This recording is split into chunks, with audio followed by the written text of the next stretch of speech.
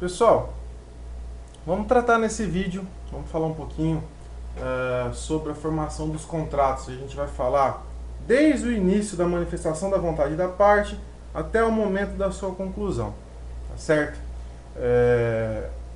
Pessoal, quando a gente fala de formação de contrato, a gente está falando de uma série de aspectos, né, ordenados que vão dar origem a esse instrumento. Lógico, o primeiro aspecto, né, o ponto de partida da formação do contrato é a manifestação da vontade.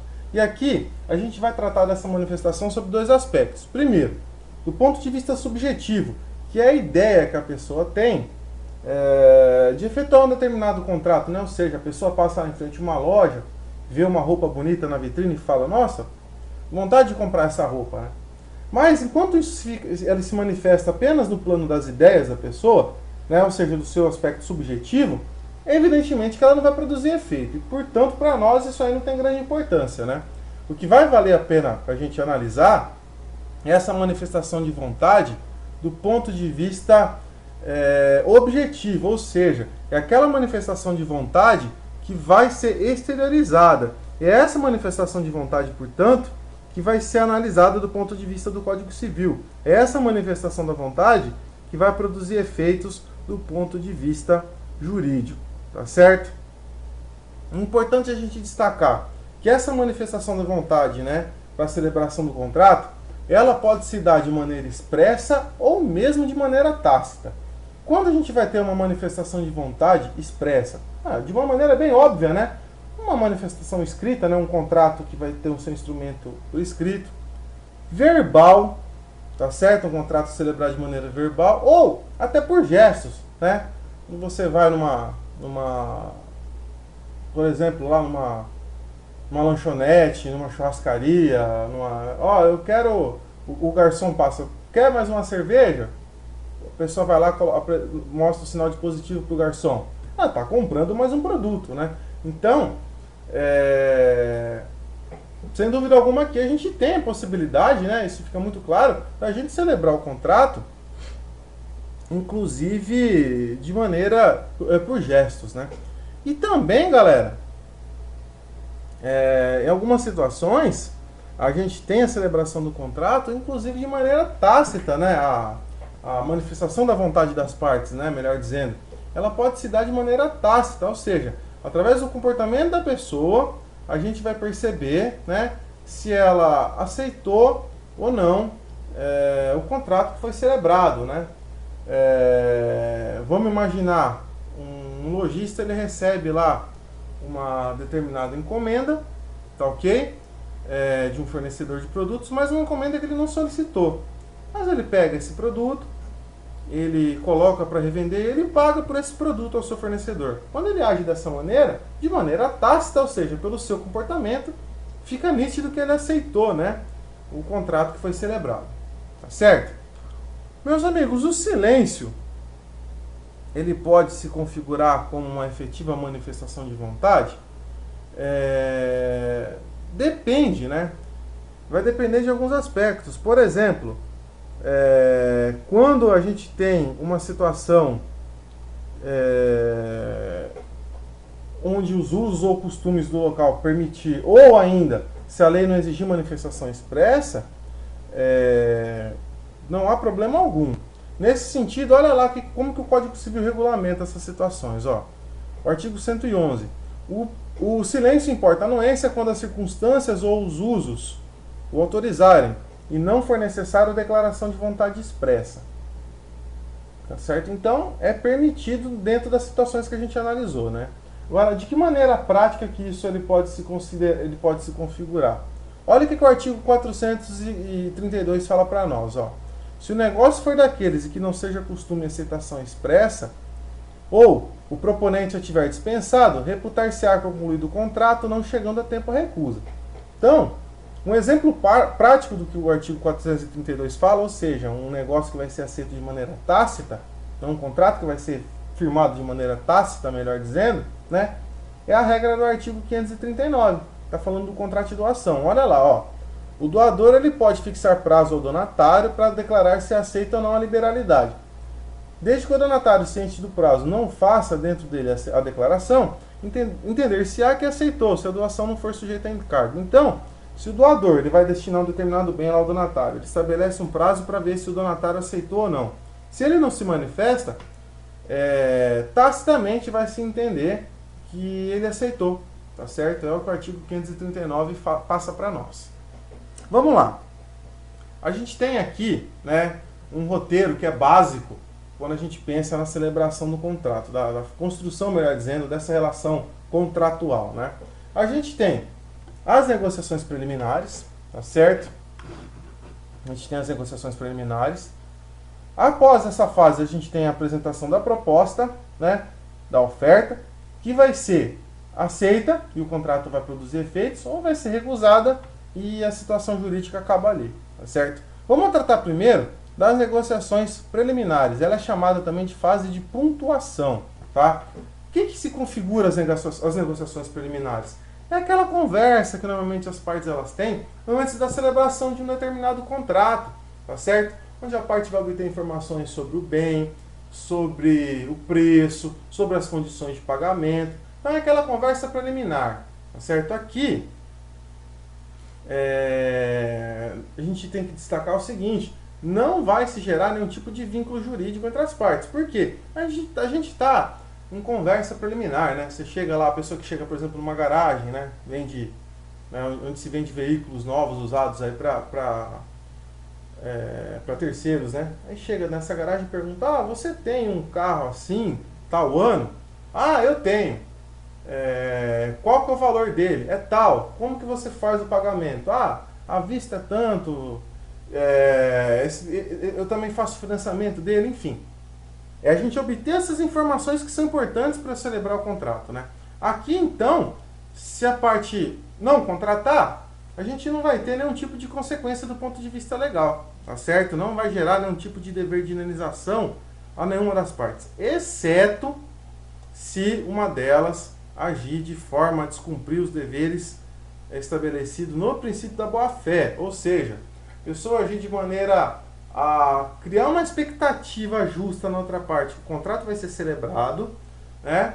Mas ela simplesmente acaba por desistir, trazendo sem dúvida alguma um prejuízo relevante para a outra parte, né? Quando a gente tem essa situação, né, um descumprimento do dever da cláusula geral de lealdade, aqui sem dúvida alguma, né, estabelecida pelo princípio da boa-fé objetiva, aqui, excepcionalmente, a gente vai ter o dever de indenizar. Olha o que o enunciado 25 da Jornada de Direito Civil fala para nós, pessoal. O artigo 422 do Código Civil, né, que é o que regulamenta a questão da boa-fé objetiva, não inviabiliza a aplicação pelo julgador do princípio da boa-fé nas fases pré e pós-contratuais. Então, mesmo aqui, a gente está falando de uma fase pré-contratual, havendo a quebra desse dever de lealdade, né, decorrente do princípio da boa-fé objetiva, teremos aqui o dever de indenizar sem dúvida alguma, tá certo?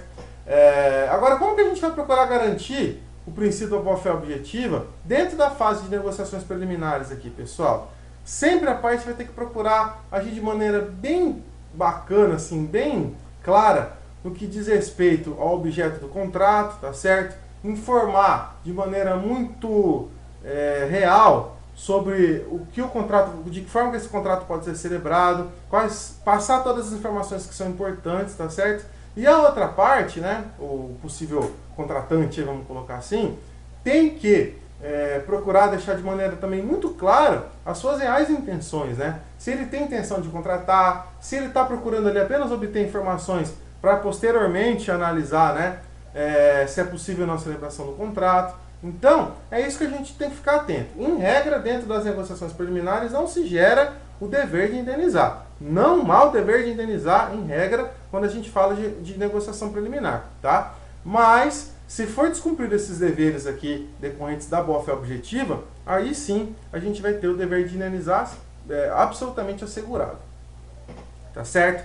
Pois bem, vencida a fase de negociações preliminares, a gente tem a questão da proposta, tá certo?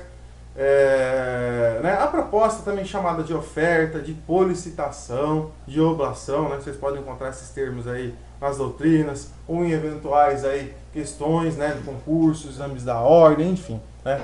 O que é a proposta, pessoal? simplesmente uma declaração de vontade, ou seja, é a partir dessa declaração de vontade que a outra parte, né, que vai receber essa declaração, né, vai procurar, vai ter parâmetros para se vincular ou não ao contrato que vai ser celebrado, tá certo? É através da proposta que a gente vai ter verdadeiramente o ponto de partida aí para que o contrato ele possa ser celebrado ou não. Por quê, né? Vamos imaginar, eu falei, né, sobre garagens, né, locais que a gente tem venda de veículos aí. Vamos imaginar, né, a parte chega até lá o local e pergunta sobre um determinado veículo, sobre o preço, né? Quando essa parte, né, ela recebe, né, a informação sobre o valor e ela fala que ela compraria o carro por esse valor específico, a gente tem a conclusão do contrato. Então, quando o dono da garagem, né, o vendedor, enfim, ele coloca lá, tal carro vale tanto, ele está ofertando e colocando esse carro à venda, né, ele está apresentando uma proposta, uma oferta, né, uma situação concreta para que a outra parte ela possa analisar se ela vai aceitar ou não, se ela vai celebrar o contrato ou não. E aqui, a gente deve destacar desde já, pessoal, a gente está falando de uma situação onde o ofertante, o proponente, né, ele vai se vincular aos termos que ele oferta. Então, o dono da garagem que coloca lá o veículo a um valor X, ele vai se vincular a essa oferta. Tá certo? É importante a gente destacar, né? Se, porventura, então, né, a parte não cumprir com a proposta que ela apresentou de maneira injustificada, ela vai ter o dever de indenizar o outro pelos prejuízos causados. Tá certo? Pois bem, de que maneira que essa proposta ela vai se concretizar, pessoal? O que ela vai ter que conter como informação? O preço, o prazo de pagamento, a quantidade de bens que estão sendo colocados à venda, a forma de pagamento, forma de entrega, enfim, tudo aquilo que seja importante para a celebração do contrato, tá certo? Nesse sentido, galera, né, essa questão da obrigatoriedade, ela vem delimitada, inclusive, no artigo 427 do Código Civil. Olha lá, ó. A proposta de contrato obriga o proponente, se o contrário não resultar dos termos dela, da natureza do negócio ou das circunstâncias do caso. Já já a gente detalha isso aqui melhor. Mas importante para nós aqui é essa primeira parte, né? A proposta de contrato obriga o proponente, tá certo? Ela, portanto, ela vai se configurar, né, nesse sentido como uma manifestação inequívoca da vontade desse proponente, né? É a partir daí que ele, analisando a situação concreta, vai colocar à disposição, né, da outra parte contratual os seus argumentos para que esse contrato seja celebrado. Lógico que para esse contrato produzir efeitos, né, ele ser celebrado de maneira efetiva, deve haver o aceite da proposta pelo destinatário, né? E, portanto, doutrinariamente a gente chama o contrato de um negócio jurídico que é receptício, ou seja, eu necessito da confirmação da outra parte para analisar se esse contrato vai ser celebrado ou não, tá certo? Uma hipótese interessante que a gente tem aqui também é a chamada oferta aberta ao público. Ela vai se configurar em feiras, ela vai se configurar, por exemplo, em leilão, ela vai se configurar em lojas que colocam lá o valor de um determinado bem nas vitrines, tá certo? É uma situação bem interessante, porque ela vai vincular, né, a parte, né, que a apresenta, tá certo? É bem interessante a gente destacar nos moldes que ela está ali colocada. Então, a loja que coloca um determinado valor da oferta do bem na vitrine, ou que faz a propaganda lá no carro de som, tá certo? Isso é muito comum aqui nas nossas cidades do interior, né? Ou na feira, né? Tem lá o valor do produto nas plaquinhas lá em cima deles, né? Nas banquinhas, tá certo? Ou até mesmo quando eu faço um lance, né? Dentro de um leilão, tá certo? Ela vai vincular a parte. Olha o que o artigo 429 fala para nós, gente. A oferta ao público equivale à proposta quando encerra os requisitos essenciais do contrato, salvo se o contrário resultar das circunstâncias ou dos usos. Tá certo? E o parágrafo único também é interessante. Ó. Pode revogar-se a oferta pela mesma via de sua divulgação, desde que é salvada essa faculdade na oferta realizada. Então, gente, a oferta que é apresentada nesses modos, em regra, ela vai ter força obrigatória, tá? Exceto se os usos e costumes do local ou da própria natureza do negócio indicarem de maneira diversa. Por exemplo, feira, né? Às vezes a gente tem dentro da feira, isso é comum, uma alteração de valor, né? Ou se na própria oferta se fizer a ressalva, né?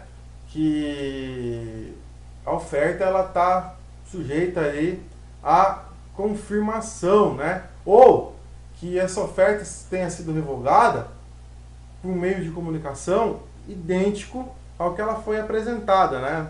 Por exemplo, um carro de som que apresenta a oferta de uma determinada empresa, né, de um determinado produto, e posteriormente a empresa desiste de celebrar o contrato, né, nessas características aí. Né? Ela vai novamente através do carro de som e divulga que essa oferta foi cancelada, tá certo? Importante, pessoal, quando a gente fala de oferta aberta ao público, ela está vinculada ao estoque da empresa. Se o estoque acabou, a oferta deixa de ser obrigatória, certo?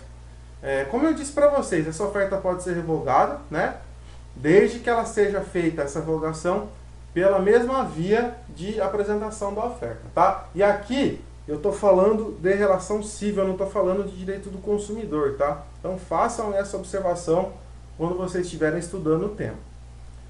Interessante, pessoal.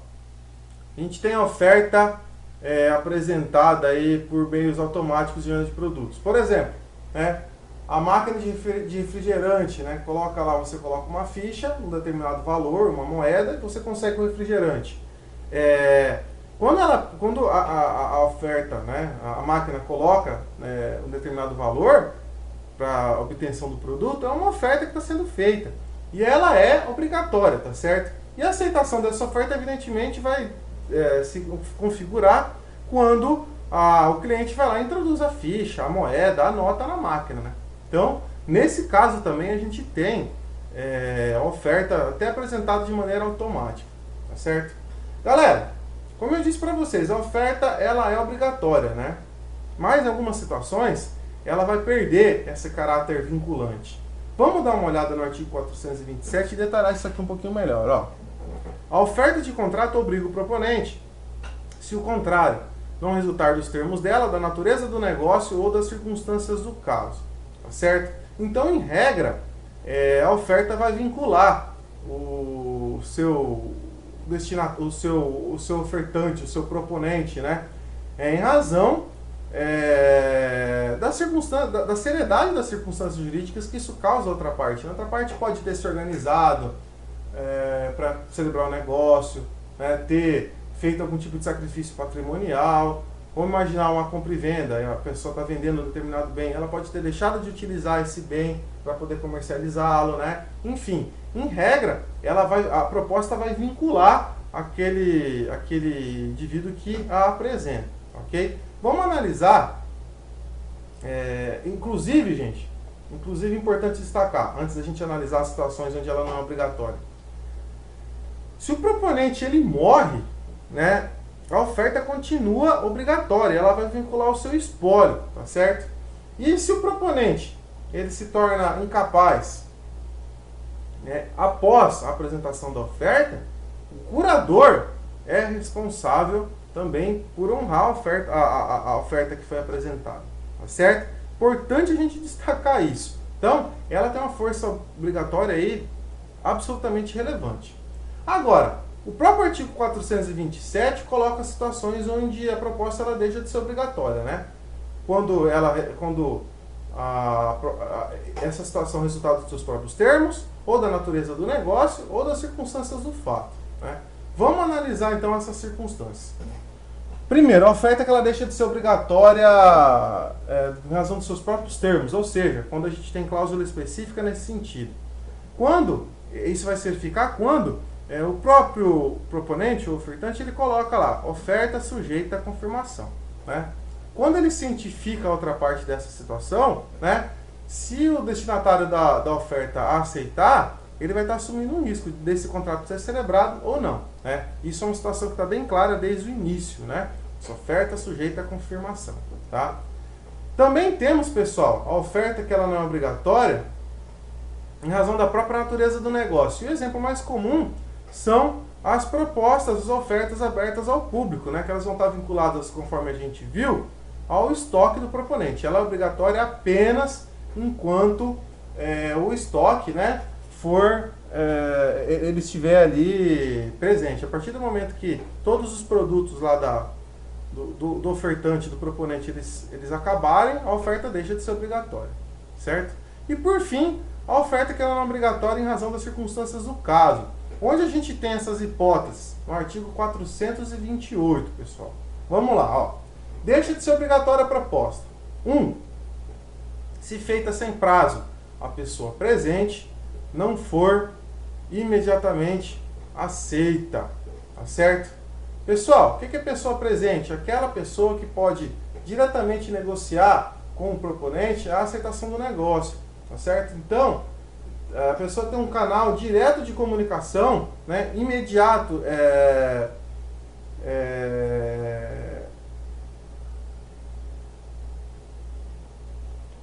uma forma de comunicação ali imediata mesmo, né, direta, onde não há, né, uma possibilidade de prazo para que essa mensagem chegue. Né. Lógico, o exemplo mais comum é quando a gente tem a negociação entre pessoas, né, ali estão juntas, né.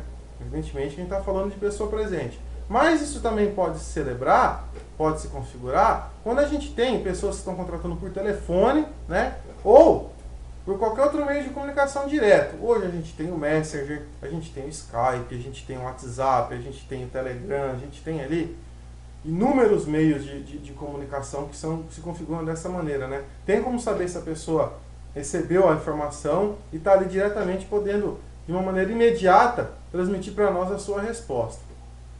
Tá certo? Isso não se aplica, evidentemente, ao e-mail, porque o e-mail ele vai demandar aí um tempo maior, né, para que a gente tenha essa resposta. Não é um meio de comunicação que a gente coloca como direto, imediato. Então, ó, se a gente está falando de uma oferta que é feita sem prazo, né, a pessoa presente, ela deve ser aceita de maneira imediata. Você compra? Sim ou não? Tá certo? Se a pessoa aceitou, se a pessoa apresentou a proposta ali e aceitou no momento, a proposta ela se torna obrigatória. Se ela não aceitou, isso não ocorreu de maneira imediata, a oferta, a proposta que foi apresentada, ela perde o seu caráter obrigatório. Lógico, desde que feita a pessoa presente. Então, atentos aí a essas situações. Tá certo? Inciso 2. Se feita sem prazo a pessoa ausente, tiver decorrido tempo suficiente para chegar à resposta a conhecimento do proponente. Pessoal, pessoa ausente aqui, para a gente começar, é aquela pessoa que a gente não tem um contato direto, né? Então, eu não tenho essa possibilidade de comunicação imediata, direta, né? Por exemplo, o e-mail, o SMS, a carta, é um instrumento tão antigo e tão importante ainda hoje, né? O corretor de imóveis, corretor de venda, né? Que vai servir como intermediário entre o comprador e o vendedor, por exemplo, para se celebrar um negócio. Então, aqui eu estou falando de contrato celebrado entre pessoas ausentes, tá certo? Quando eu falo do contrato celebrado entre pessoas ausentes, a oferta ela deixa de ser obrigatória se tiver decorrido tempo suficiente para chegar à resposta a conhecimento do proponente, tá? Então, o que é esse tempo suficiente? Tem que se analisar sempre com muita parcimônia, de acordo com o caso concreto. Mas aqui a gente não tem uma necessidade imediata de resposta. A gente vai aguardar o tempo que seja adequado, né? Porque a gente não tem uma linha de comunicação direta. Se aguardado esse prazo, a resposta não chegar, o aceite, né, ou a negativa, a oferta, a proposta que foi apresentada, deixa de ser obrigatória. Tá bom? 3. Se feita a pessoa ausente, não tiver se despedido a resposta dentro do prazo dado.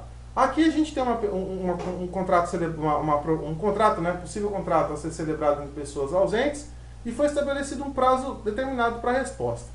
Se a resposta não chegar dentro desse prazo, a oferta que foi apresentada, a proposta, ela deixa de ser obrigatória, tá certo? 4. Se antes dela ou simultaneamente chegar a conhecimento da outra parte a retratação do proponente. Então, ó, a proposta foi apresentada, o proponente se arrependeu, tá certo? Quando ele faz isso, esse arrependimento, ele tem que ser imediato. Então, essa retratação tem que chegar junto com a proposta ou anterior a ela, né? Vamos imaginar que a proposta foi encaminhada por e-mail, a parte liga pro possível aceitante e fala, ó, vai chegar um e-mail aí que eu tô querendo, que eu tô estabelecendo tais circunstâncias pra gente celebrar o contrato. Ó, não vai dar, eu me arrependi. Se o proponente agir dessa forma, a proposta não é obrigatória. Agora, se a retratação chegou depois da proposta, a retratação não vai ter validade. A proposta vai vincular o proponente. Tá certo? Importante a gente destacar. E a questão da aceitação, pessoal? O que é aceitação? Simplesmente a concordância com os termos da proposta, né? É o ato que vai dar início à celebração do contrato, sem dúvida alguma, né? Interessante a gente destacar. Quando eu falo de aceitação, ela tem que ser integral. Eu não posso falar, ó, eu compro o teu carro por 10 mil. Ah, mas 10 mil eu não posso vender. Você não compra por 12? Então, essa situação não vale, tá certo? Isso aí a gente volta basicamente a uma nova proposta, tá? A aceitação tem que ser integral, ou sim ou não. Não tem margem aqui para negociação, tá bom? Importante nesse sentido, até que o artigo 431 coloca para nós, ó. A aceitação fora do prazo, com adições, restrições ou modificações, importará nova proposta, tá certo? Então, ela tem que ser imediata ali. Se for, né, entre pessoas presentes sem estabelecimento de prazo, ou com prazo, né, se assim for estabelecido, ou entre pessoas ausentes, se a gente respeitar as regras que a gente acabou de ver, né, mas ela tem que ser integral, ou sim ou não cabe aqui o meio termo, tá certo? Como que essa aceitação ela pode ser, pessoal? Expressa, né, que é o mais comum, uma declaração de vontade, então do aceitante fala, ó, eu aceito, ou ela pode ser tácita também, né, que é o que o artigo 432 coloca para nós, ó. Se o negócio for daqueles e que não seja costume a aceitação expressa, ou o proponente estiver dispensado, reputar-se-á concluído o contrato, não chegando a tempo a recusa. Vamos dar 2 exemplos. Primeiro, ó, negócio de não seja costume a aceitação expressa. Vou me valer daquele mesmo exemplo que a gente falou no comecinho desse vídeo, né? Onde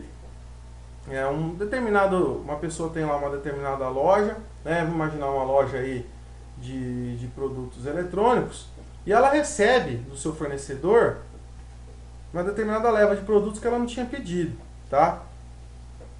Mas ela se interessa pelos produtos, ela paga, né, por eles e coloca esses produtos à venda.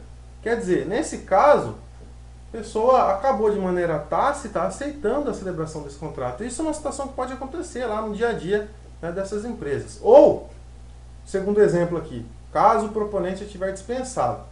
Interessante isso aqui. Se o proponente colocar de maneira expressa, ó, eu estou apresentando a proposta e o contrato vai ser celebrado. Se você não se manifestar se recusando de maneira expressa, a proposta vai ser considerada como aceita, né? Interessante o exemplo que a doutrina coloca para nós, né? A pessoa manda um e-mail para um determinado hotel e coloca, ó, eu quero fazer eu quero me hospedar, quero fazer uma reserva tal dia e pago o valor que vocês colocam aí. Vamos imaginar que a empresa tem um site, né? Aí no site coloca à disposição. Dispenso expressamente o seu aceite e vou considerar, caso você não apresente nenhuma recusa à minha proposta de reserva, a reserva vai estar feita, tá bom? É o exemplo clássico que a doutrina coloca para nós. É um exemplo onde, se essa aceitação, né, se a recusa não for expressa, vai se considerar como se a aceitação ela tivesse se operado, portanto, de forma tácita aqui, tá certo? Pessoal, vamos analisar algumas hipóteses onde essa aceitação ela deixa de ser obrigatória, ela deixa de celebrar, de vincular a celebração do contrato, ela deixa de ser o start aí, vamos colocar assim, da celebração do contrato. Olha o que o artigo 430 coloca para nós. Ó. Se a aceitação, por circunstâncias imprevistas, chegar tarde ao conhecimento do proponente, este comunicá-lo-á imediatamente ao aceitante, sob pena de responder por perdas e danos. Vamos imaginar uma aceitação, logicamente, aqui feita negócio entre pessoas ausentes, né? Por carta, e essa carta extraviou, demorou para chegar, além do prazo que foi estabelecido, ou além do prazo que, né, de maneira de boa fé, com bom senso, seria razoável esperar. Né? Essa aceitação não vai ter vinculação, ela não vai produzir efeitos, tá? Não vai determinar a celebração do contrato. Mas assim que o proponente receber essa aceitação, né, já intempestiva, vamos colocar assim, ele deve avisar o aceitante e falar, ó, aconteceu um probleminha aqui com a tua carta, chegou agora, né? Eu já cancelei o contrato, eu já não posso celebrar nesses modos em razão dessa demora, né? Para que não gere nenhum tipo de responsabilização, tá vendo? E o artigo 430 coloca para nós, né? Sob pena de responder por perdas e danos. Se ele não agir assim, ele vai ter o proponente aqui a obrigação de indenizar o aceitante, tá? E o artigo 433, pessoal, considera-se inexistente a aceitação se antes dela ou com ela chegar o proponente a retratação do aceitante. A mesma regra lá da proposta, né, do proponente. Tá bom? Então, a aceitação, se ela for retratada imediatamente a aceitação ou antes, né, ela não produz efeitos. Agora, se for depois, o contrato vai produzir efeitos. E por fim, galera, momento de conclusão do contrato. Né? Quando a gente vai ter isso aqui? Vamos analisar essa situação sob dois aspectos. Primeiro, quando a gente fala entre contratos celebrados entre pessoas presentes. Evidentemente que isso aí é fácil, né? Quando a gente está tratando de contrato celebrado entre presentes, o contrato vai ser celebrado evidentemente no momento da aceitação. Né? Seja feita pessoalmente, seja através de meios de comunicação direta. Né? Agora, e quando o contrato é celebrado entre ausentes? Quando a gente vai ter um momento aí que vai ser considerado como da conclusão do contrato? Ou seja, quando a gente vai considerar que se operou o momento da aceitação? A gente tem duas teorias, tá? A teoria da informação e a teoria da declaração. E apenas uma delas é aceita pelo Código Civil. Segundo a teoria da informação, seria considerado aí celebrado o contrato quando o promitente, tá certo? Ele tivesse o efetivo conhecimento, ele tivesse a ciência absoluta, efetiva, da resposta do aceitante, tá? Então, quando ele lesse, ele tivesse ciência dessa resposta, o contrato estaria firmado. É uma situação que deixaria absolutamente de maneira a cargo do proponente a celebração do contrato, né? Uma situação muito subjetiva. Então, essa teoria, ela não é aceita pelo Código Civil. O Código Civil adota a teoria da declaração, mas mesmo essa teoria, ela se divide em três. Olha lá, ó. A teoria da declaração propriamente dita, né? A aceitação se daria no momento que a redação, né, do próprio aceite, né, da própria correspondência. Também a gente cairia no mesmo problema, né? Uma situação absolutamente aí subjetiva. Não tem como a gente identificar, né? Teoria da recepção. A aceitação do contrato se daria quando a resposta ela fosse entregue ao proponente, tá certo? Também ficaria um pouco a critério, à vontade do próprio destinatário dessa proposta, né? A gente não teria aí um parâmetro tão rigoroso. Então, em razão disso, o Código Civil ele adota, dentro da teoria da declaração, né, a vertente aí da teoria da expedição. Ou seja, é considerado o aceite quando a resposta ela foi expedida. Ou seja, quando eu encaminhei o e-mail, quando eu encaminhei a carta, tá certo? Quando eu encaminhei o SMS. Tá bom? Esse é o posicionamento que o Código Civil adota. Olha lá, os contratos entre ausentes tornam-se perfeitos desde que a aceitação é expedida, tá certo? É o que a regra geral que o Código estabelece para nós. Exceto, né, quando ele não vai se tornar perfeito.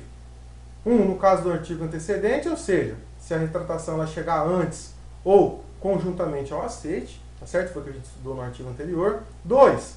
Se o proponente se houver comprometido a esperar a resposta, ou seja, tem que aguardar, né, o prazo que foi estabelecido, a resposta, né, da parte, ok? E 3, se ela não chegar dentro do prazo convencionado, né? Então a gente tem que aguardar o prazo que foi estabelecido para as partes, né, celebrarem aí, para as partes, né, se manifestar a respeito da aceitação da proposta, né?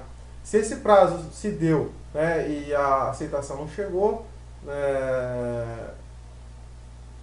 a gente não tem aí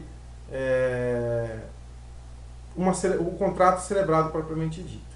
E por fim, pessoal, qual vai ser o local que vai ser considerado como adequado para a celebração dos contratos do ponto de vista legal, né? Do ponto de vista de discussão jurídica, enfim. Olha o que o artigo 435 ele coloca para nós, ó. Reputar-se-á celebrado o contrato no lugar em que foi proposto, tá certo? Então essa é a regra de domicílio geral do contrato, tá certo? Agora, as partes podem estabelecer de maneira diversa, colocar no domicílio que elas bem entenderem, tá certo? Isso aí fica a critério da vontade das partes. Caso elas não se manifestem, a gente usa no caso, a regra geral do artigo 435. Agora, dois pontos interessantes aqui. O contrato, quando ele é celebrado entre pessoas que residem entre países diferentes, tá certo? Qual vai ser o domicílio desse contrato? Qual vai ser considerado o local onde ele vai ser celebrado? O local do domicílio do ofertante, tá certo? E quando a gente tem um contrato que é celebrado pela internet, vai ser considerado o local de celebração do contrato o local do domicílio do destinatário da oferta, tá bom? Galera, era basicamente disso que a gente tinha para tratar sobre esse tema. Eu espero ter conseguido auxiliá-los no estudo desses aspectos tão importantes dentro do direito civil. Grande abraço a todos, mais uma vez muito obrigado aí e até a próxima, gente. Um abraço.